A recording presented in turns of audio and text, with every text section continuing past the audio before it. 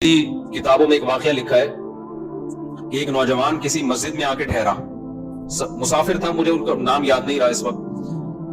مسجد میں آ کے نہیں، ایک نوجوان تھا، کوئی خاتون کہیں پچھلے زمانے میں راستہ واسطہ بھول گئی، کوئی جوان عورت تھی. تو پہلے زمانے میں ظاہر یہ لائٹیں وائٹیں تو نہیں تھی نا، رات کو اندھیرے ہو جاتے تھے، راستہ کہیں بھول گئی ہوگی. تو وہ ایک مسجد میں گئی، اس کو ایک نوجوان نظر آیا جو رات کو چراغ میں مطالعہ کر رہا ہے. تو وہ گئی اس کے پاس کہ مجھے رات کو یہاں مسجد میں کہیں کونے میں آرام کرنے دو، میں جوان عورت ہوں، کہیں بھٹک گئی، کچھ مسئلہ ہوگا. تو وہ نوجوان بیچارہ مجبور تھا، اس نے کہا ٹھیک ہے جی آپ کنارے پہ لیٹ جائیں.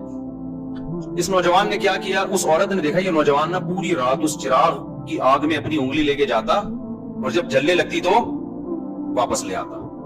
بار بار یہ عمل کر رہا ہے. وہ خاتون دیکھ رہی ہے کہ یہ کیا کر رہا ہے، پوری رات نہ وہ سوئی نہیں، یہ منظر دیکھ کر کہ یہ کرتا کیا ہے، یہ بار بار کہاں لے کے جا رہا ہے اپنی انگلی کو آگ میں، اور جب جلنے لگتی ہے تو واپس. صبح جیسے ہی ہوئی ہے وہ یہ نوجوان اس جوان خاتون تھی اس کے پاس گیا، بولا بھائی خدا کے لیے آپ فوراً مسجد سے باہر نکلو، جاؤ آپ یہاں سے. اس نے کہا اللہ کی قسم میں اس وقت تک یہاں سے نہیں جاؤں گی جب تک تم یہ نہیں بتاؤ گے کہ یہ تم نے عمل کیا کیا ہے. اس نے کہا بار بار میرے دل میں رات کو زنا کا خیال آ رہا کہ اجنبی عورت ہے، دیکھنے والا کوئی بھی نہیں، اور یہ کنوارا لڑکا. تو میں بار بار نا اس چراغ میں اپنی انگلی جلاتا کہ دیکھ اس کو برداشت کر سکتا ہے، اگر اس کو کر سکتا ہے نا تو آخرت کی آگ بھی برداشت ہو جائے گی تجھ سے.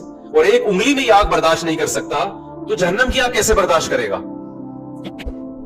آج کتنا آسان ہو گیا نوجوانوں کے لیے زنا کرنا. بھائی لڑکیاں لا رہے ہیں، کرائے پہ لے کر آ رہے ہیں، طوائف خانوں میں جا رہے ہیں، دوستوں کو بتا رہے ہیں.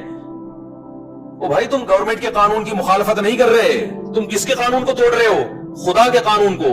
زنا کی اتنی سی اسلام میں یا خدا کی نظر میں ذرا سی اجازت ہوتی تو یوسف علیہ السلام جو مسافر بھی تھے اور خود ایک خوبصورت عورت دروازہ بند کر کے ان کو زنا کی دعوت دے رہی ہے اور دھمکیاں دے رہی ہے کہ نہیں کیا تو جیل بھجوا دوں گی، ایسے موقع پہ بھی یوسف علیہ السلام کہہ رہے اے اللہ مجھے جیل کی زندگی اس بدکاری کی زندگی سے زیادہ محبوب ہے، اور دعائیں مانگ رہے مجھے اس عذاب سے بچا لے. مسافر ہو اور اسے ڈر ہو کہ میں جیل، اور پھر چلے بھی گئے جیل بھجوا دیا اس نے، پھر بھی زنا کے قریب بولو نہیں گئے. تو بہت گندا، بہت غلیظ، بہت پلید عمل ہے. میں بار بار کہتا ہوں جب کوئی کہا کرے نا میری گرل فرینڈ ہے، بولا بھنگیوں والا کام مت کیا کر تو، اور ہمارے سامنے آ کے مت بتایا کر. گرل فرینڈ اور بوائے فرینڈ رکھنا یہ بھنگیوں چماروں کا کام ہے. خاندانی آدمی بیوی رکھتا ہے اور عورت شوہر رکھتی ہے، ان کے حلال اولاد پیدا ہوتی ہے.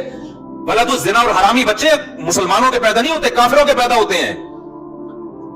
بتاؤ گدھا گدھی کے ساتھ فزیکل ریلیشن قائم کرتا ہے یا اس کو بیوی بناتا ہے؟ بتاؤ نا، بولو نا یار کیا ہو گیا. تو اس کا مطلب کسی عورت سے بغیر شادی کے فزیکل ریلیشن گدھے گھوڑوں کا کام، کتے بلیوں کا کام ہے یا نہیں ہے؟ یہ کام کتے بلی کرتے ہیں.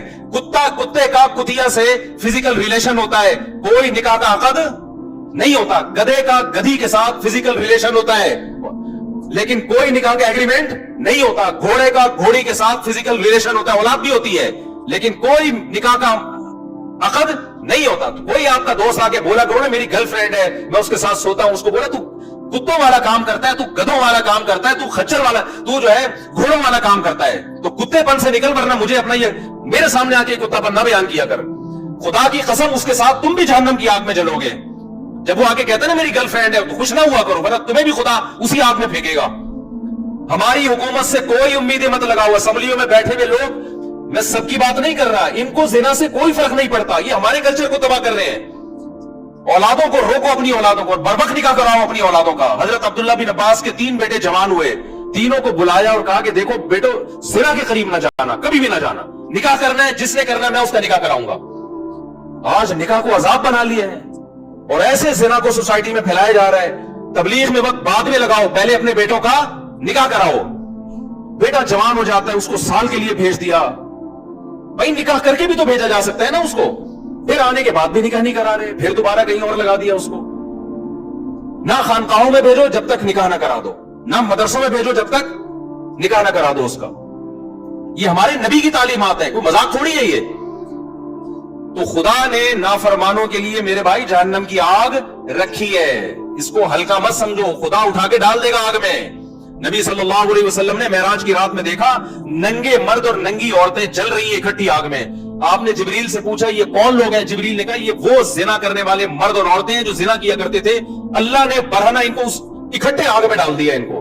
تو اگر یہ زندگی تمہیں چاہیے تو کرو، اور یاد رکھو اللہ دنیا میں عذاب دکھائے گا نہیں، دکھا دیا ہوتا تو یہ تو گھوڑے بھی زنا سے بچ رہے ہوتے، پھر یہ اللہ نے اس پہ پردے ڈال دیے ہیں، اور پیغمبروں کو بھیجا یہ سمجھانے کے لیے کہ ان کو جا کے سمجھا دو کہ زنا کرنے والوں کے لیے اللہ نے آگ رکھی ہے۔ اور قرآن بار بار یہ بھی کہتا ہے ان ذالک علی اللہ یسیر، اتنے سارے لوگوں کو جہنم کی آگ میں ڈال دینا اللہ کے لیے کوئی مشکل کام نہیں ہے۔ لوگ کہتے ہیں نا یار اتنے لوگ آگ میں جلیں گے، وہ بھی جا رہا ہے، وہ بھی جا رہا ہے، وہ بھی جا رہا ہے، وہ بھی جا رہا ہے، تو قرآن اس کا بھی جواب دیتا ہے کہ میرے لیے یہ کام مشکل نہیں ہے، میں پرواہ نہیں کروں گا۔